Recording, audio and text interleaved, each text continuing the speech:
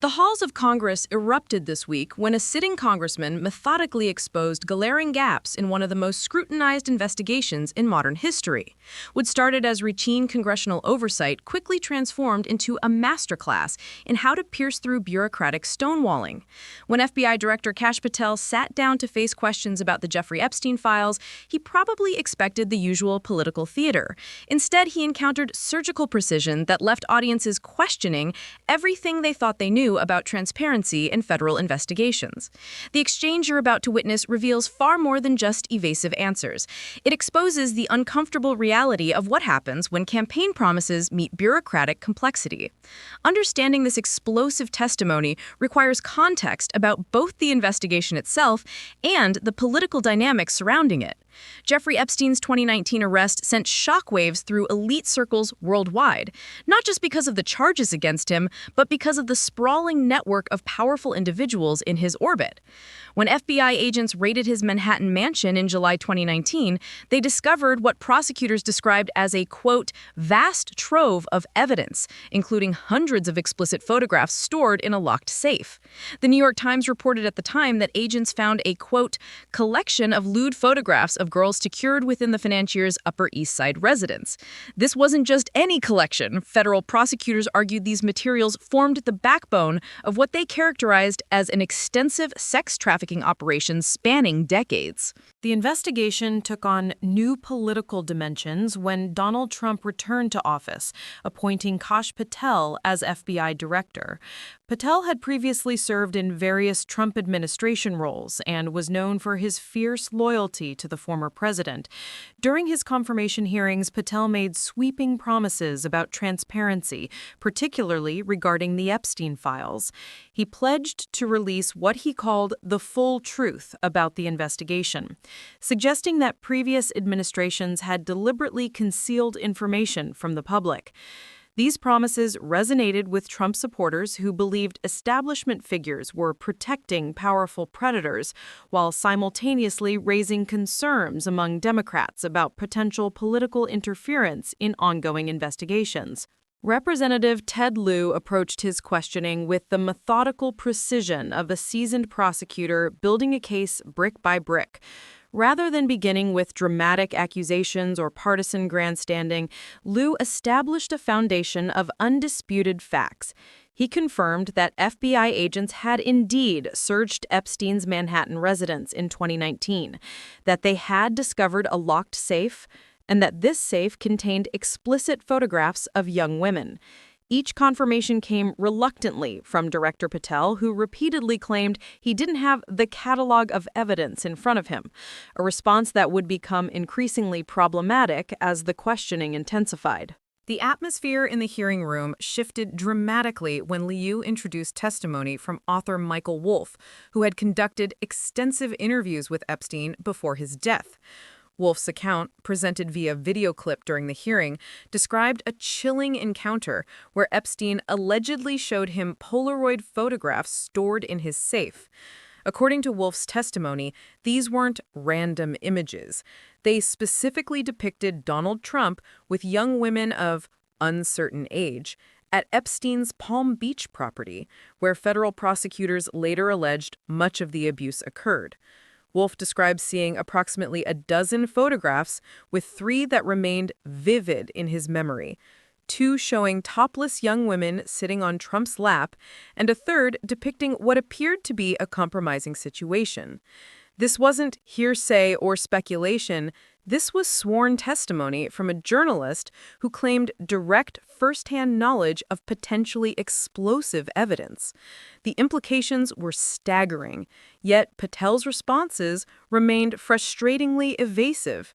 When directly asked whether such photographs existed in FBI custody, Patel offered only blanket assurances that multiple administrations and FBI investigators would have brought such information to light over the last 20 years. This response revealed either a troubling lack of knowledge about the evidence in his agency's possession or a deliberate attempt to avoid providing substantive answers. Liu's follow-up questions systematically dismantled Patel's defensive strategy.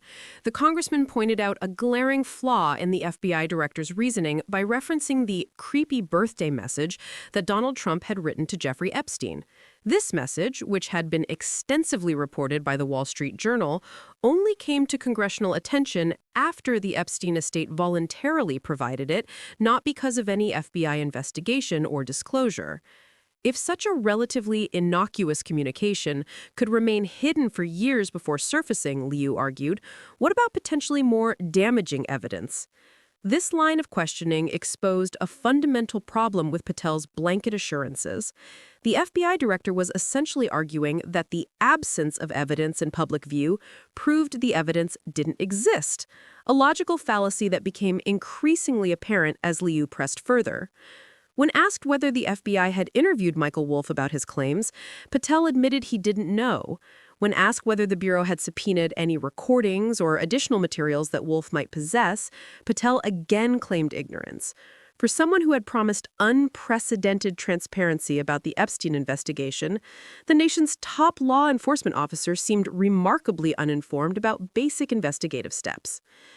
The exchange became particularly heated when discussion turned to the role of the Epstein estate in controlling access to evidence. Patel argued that certain materials remained beyond FBI reach because they were controlled by estate executors, who had no obligation to cooperate with federal subpoenas. Liu's response was immediate and devastating. That's just false. You're the frickin' FBI. You can subpoena the information from the estate, and you better do that. This wasn't just political theater. It highlighted a fundamental question about whether the FBI was aggressively pursuing all available evidence or accepting limitations that might not actually exist under federal law. Perhaps the most revealing moment came when Liu shifted focus to Epstein's client list, a document that both Patel and Attorney General Pam Bondi had previously confirmed exists. When asked directly whether Prince Andrew appeared on this list, Patel deflected by noting that material related to Prince Andrew has been made public. When pressed about whether Donald Trump's name appeared on the list, Patel retreated to an even vaguer response. The index has been released, and the index will speak for itself. These weren't answers. They were carefully crafted non-answers designed to avoid taking any definitive position. This evasion strategy revealed the gap between campaign rhetoric and governance reality. During his confirmation process, Patel had positioned himself as a transparency champion who would finally reveal what previous administrations had allegedly hidden. Yet, when faced with specific questions about specific evidence, he consistently retreated behind procedural objections and claims of incomplete knowledge. The transformation from transparency advocate to bureaucratic gatekeeping happened so seamlessly that it might have been missed without Liu's persistent questioning. The implications extend far beyond partisan politics. If an FBI director cannot or will not provide straight answers about whether the nation's current president appears in the files of a convicted sex trafficker, what does that say about institutional accountability? Liu's questioning suggested that Patel either lacked basic knowledge about evidence in his agency's possession or was deliberately concealing information from Congress. Neither scenario inspires confidence in federal law enforcement transparency. The broader significance of this exchange cannot be overstated. Congressional oversight exists precisely to prevent federal agencies from operating without accountability. Yet Patel's testimony suggested that basic investigative steps, interviewing key witnesses, subpoenaing relevant evidence, and pursuing all available leads, had either not occurred or were being concealed from elected representatives. This represents a fundamental breakdown in the constitutional system of checks and balances that Americans expect from their government. The Michael Wolff testimony raises particularly troubling questions. If a journalist possesses recordings and additional evidence related to Jeffrey Epstein's activities, why hasn't the FBI aggressively pursued that information? Federal law provides broad subpoena power for ongoing investigations, yet Patel couldn't confirm whether his agency had even attempted to access potentially crucial evidence. This suggests either investigative incompetence or deliberate limitation of scope. Both scenarios are deeply concerning given the gravity of the allegations and the number of potential victims involved.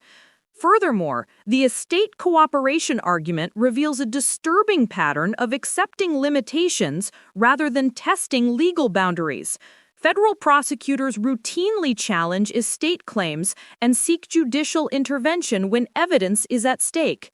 The fact that Patel seemed to accept estate restrictions as immutable suggests either a lack of legal knowledge inappropriate for an FBI director or a deliberate decision to avoid pursuing evidence that might prove politically inconvenient. The transparency promise that helped secure Patel's confirmation appears to have evaporated under congressional scrutiny. Rather than providing the full truth about Epstein investigations, Patel offered procedural excuses and claims of ignorance that would be unacceptable from any federal law enforcement official, let alone the director of the FBI. This represents a betrayal not just of congressional expectations, but of public trust in federal law enforcement integrity. The path forward requires concrete action, not political rhetoric. Lieu's questioning identified specific steps that Congress can and should demand from the FBI. First, lawmakers need a comprehensive inventory of all evidence seized during the 2019 raids, including detailed descriptions of photographic materials, electronic devices, and documents currently in federal custody. This inventory should specify what information has been released, what remains sealed, and the specific legal authority for each sealing decision. Second, Congress should demand copies of any motions filed by the FBI to unseal evidence or seek court intervention regarding estate cooperation. If the FBI has aggressively pursued all available evidence through proper legal channels, documentation should exist to prove it. If such documentation doesn't exist, that itself reveals a significant problem with the investigation's scope and intensity.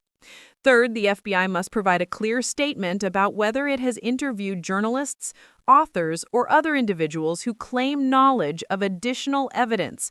The Michael Wolff situation represents just one example. There may be other witnesses who possess information relevant to understanding the full scope of Epstein's activities and the evidence in federal custody. The survivor-centered approach that some oversight advocates recommend offers a path forward that protects victims while ensuring accountability. Redacted witness summaries, anonymized evidence inventories, and sealed court filings can provide congressional oversight without re-victimizing survivors or compromising ongoing investigations. The goal isn't sensationalism or political advantage.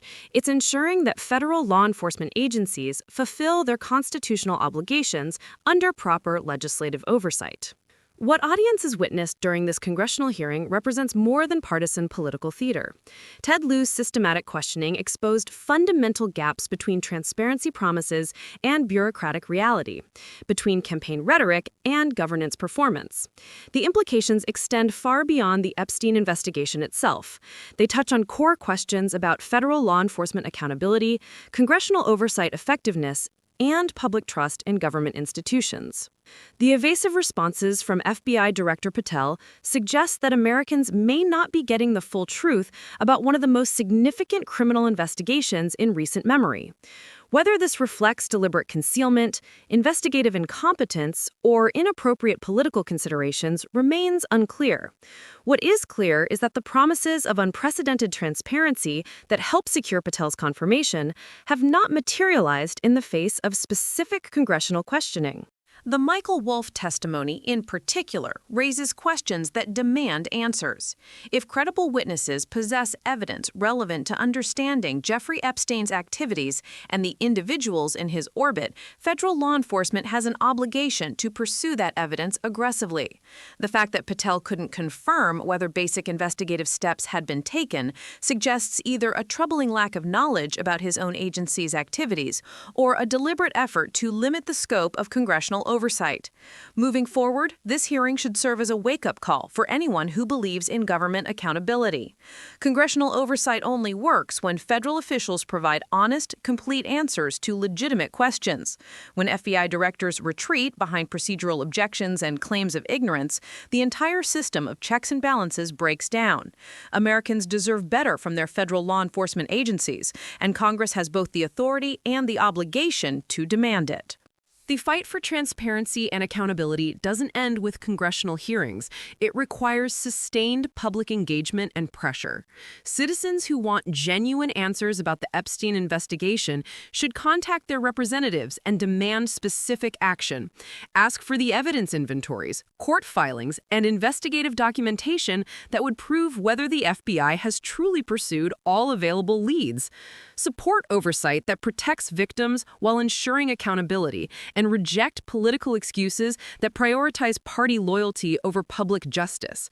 This isn't about partisan advantage or political point scoring. It's about fundamental questions of justice and institutional integrity that transcend party lines.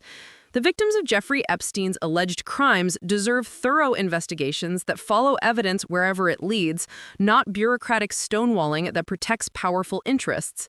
The American people deserve FBI directors who provide honest answers to congressional oversight, not evasive responses that raise more questions than they answer. The fight for transparency continues, and it requires all of us to stay engaged, stay informed, and demand better from our government institutions.